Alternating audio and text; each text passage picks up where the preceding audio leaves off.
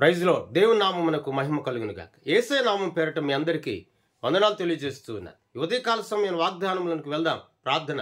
త్రియేక దేవానికి స్తోత్రాలు. ప్రభు ఉదయకాల సమయాన్ని వాగ్దానము ద్వారా మేము దర్శింపబడగలిగే కృపను మాకు దయచేయండి. తోడయుండండి. యేసయ్య నామమును అడుగుచున్నాము తండ్రి. ఆమేన్. దేవుని వాక్యంలోనికి మనం వెళ్దాం. పరిశుద్ధ గ్రంథంలో ఏప్రిల్ రాసిన పత్రిక 12వ అధ్యాయం 14వ వచనాన్ని చదువుకుందాం. అందరితో సమాధానమును పరిశుద్ధతయు కలుగుయుండుటకు ప్రయత్నించుడి. పరిశుద్ధత లేకుండా ఎవడను ప్రభువును చూడడు. పరిశుద్ధత అనగా ఏమిటి అంటే, మూడవదిగా సమాధానము కలిగియుండుటయే పరిశుద్ధత అట. అయితే ఈనాటి దినాల్లో చాలా మంది జీవితాల్లో ఈ సమాధానమునకు చోటు అనేది లేదు. భార్య భర్తల్లో, బిడలు తల్లిదండ్రుల్లో, బిడల్లో, వ్యాపారంలో, కుటుంబాల్లో, రక్త సంబంధికుల్లో వారు చేయించినటువంటి ప్రతి పనులు కూడా సమాధానం లేనిటువంటి పరిస్థితులు మనకు కనబడుతూ ఉన్నాయి.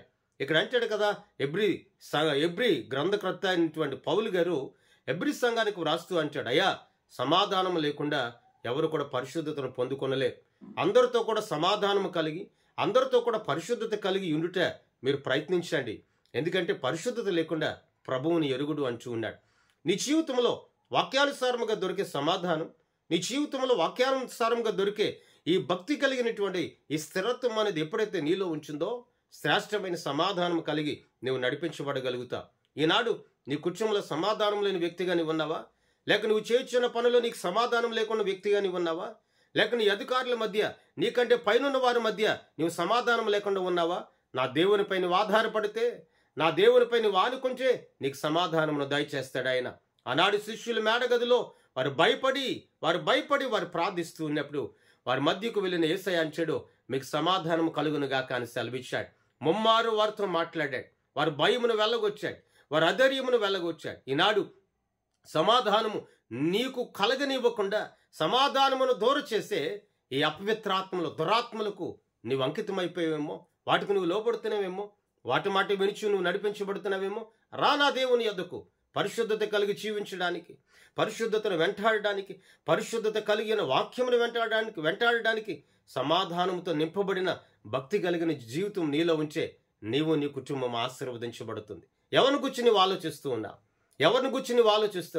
ఎవరిని బట్టి నీలో సమాధానం అనేది కరువైపోయింది? ఏ మాటను బట్టి నీలో సమాధానం కరువైపోయింది? వాటి వైపు చూడకు, నజరేయుడని యేసు వైపు చూడు. సమాధానమునిచ్చే యేసుక్రీస్తు ప్రభుల వారి వైపు చూడు. నిన్ను సమాధానపరిచే ప్రభు వైపు చూడు.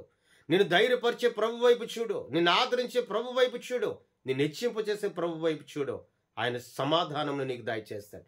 పరిశుద్ధత కలిగి ఉండడం అంటే ఒకే ఒకటి, సమాధానం కలిగి ఉండుట. ఎవరికైనా, ఎవరితోనైనా, నీ ఇంటిలో ఉన్న వారితోనైనా సమాధానం లేదా? వెళ్ళు, వారితో సమాధానపరచబడు. అప్పుడే నీ జీవితం ఆశీర్వాదకరంగా మార్చబడుతుంది. ప్రియ దేవుని బిడ్డ, నువ్వు ఎక్కడున్నా, ఈ దేశంలోనూ వేరే దేశం ఎక్కడున్నా సరే, సమాధానము కలిగి ఉండుటకు ప్రయత్నించు. నా దేవుడు నిన్ను, నీ కుటుంబాన్ని బహుగా ఆశీర్వదిస్తాడు. ప్రార్థన. కృపామయడానికి స్తోత్రాలయ్యా. ఈ దినమందు ప్రత్యేకముగా ఈ మాట ద్వారా మేమందరం ఆదరించబడ్డకు సహాయం చేయండి.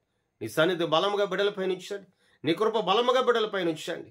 అయా సమాధానము వెంటాడగలిగే కృపను మాకు దయచేయండి.